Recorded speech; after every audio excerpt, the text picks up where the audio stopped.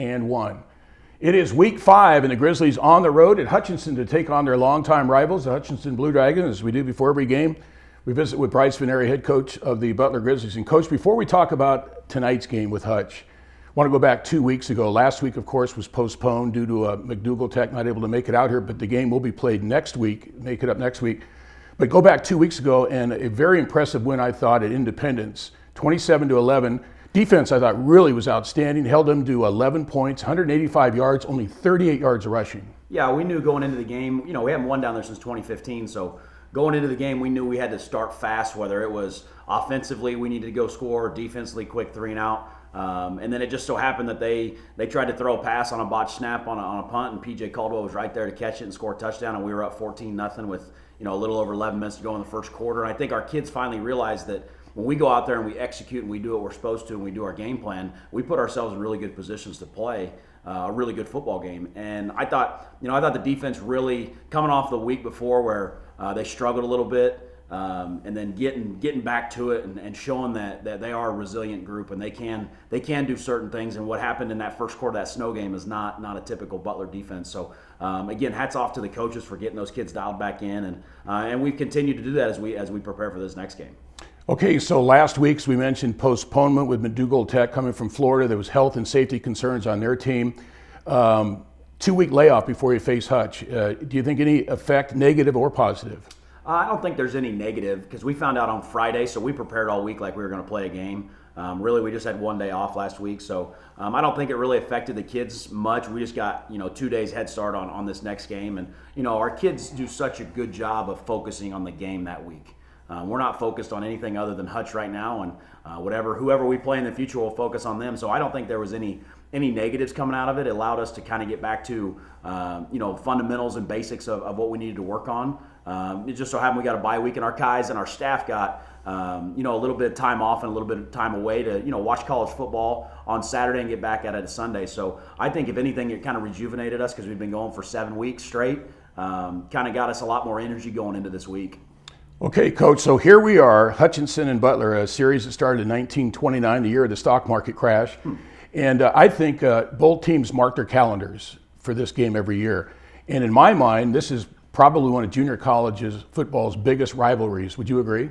Yeah, I mean, I love the nostalgia of college football and rivalries that go with it because with rivalries, you think about all the previous games and all those teams, those championships, whatever those teams did that year, and usually pinpoints back to one game. I know when I played here, that rivalry was between us and Coffeyville, and you look back at the winner or loser of that game, what happened after that, and so we try and get that nostalgia to our kids to get them to understand, hey, this is a big game, and but our kids are so dialed in each week that they just see it as another game. And like I told them after practice the other day, it was go be Butler, go be who we are, go play football, and the chips will fall where they may. Butler and Hutch, this is the 99th all-time meeting between these two powerhouse programs, and we visit with Brice Vignery, head coach of the Butler Grizzlies. And Coach, prepping for this game, it's remarkable the similarities between you guys and Hutch statistics-wise, both offense and defense. I mean, it's amazing, almost right down to a yard, each team in all the different categories, including 17 sacks for both teams.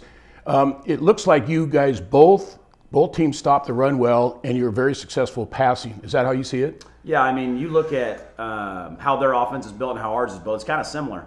We like the same personnels. We like the same plays. We like to do the same things. And it's really going to come down to who can execute the best when it comes down to those critical downs, those third downs, those red zones, getting in the end zone, doing those types of things. And then, on the defensive side of the ball, who can stop these high-powered offenses? I was talking to somebody the other day. It's the way college football's changed. It's tough to keep teams to 7 points these days. As much stuff as we can do offensively, it gets pretty tough, but I think it's going to come down to, again, the team that can tackle the best, the team that can execute the best on both sides of the ball, and then that third of the game that we put a lot of focus on is special teams, whichever can win the field position battle. It's going to be a fun one. They talk about home field advantage in all sports, but especially in football, I think it's huge. But boy, I don't know about this series because Butler's won 3 of the last 4 games at Hutch. Hutch has won 2 of the last 3 games at Butler. Yeah, I didn't know that until you just told me that. I don't know. It's kind of a home game anyway. They're only about 50 minutes up the road, so I'm sure the crowd on both sides will be full and it'll be loud. But I'm excited to get our kids on the field and just see them progress into this season and take this week and be 1-0. Always like to ask about keys to a victory.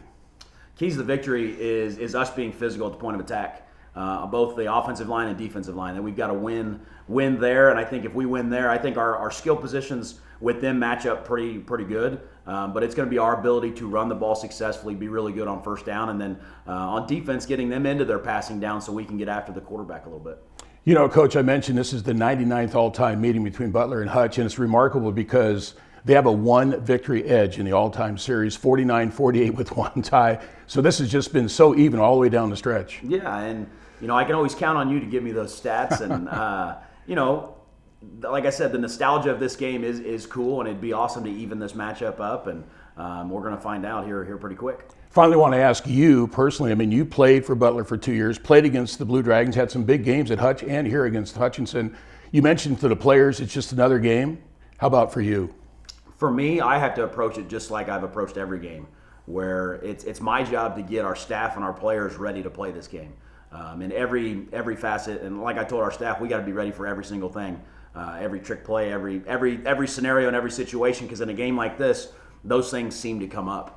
And so we've been really just kind of, crossing our T's and dotting our I's and getting ready for this game. But for me personally, it's going to be a lot of fun because, again, I've got a relationship with their head coach. I used to work for his father at Kansas Wesleyan. So it's going to be a lot of fun to go against him and see how it turns out. I agree, Coach. As always, we appreciate the visit, and we'll look forward to talking to you after the game. Thank you so much. Head coach Brice Vignery, the Butler Grizzlies. We're back with more of the pregame show from Hutch right after this.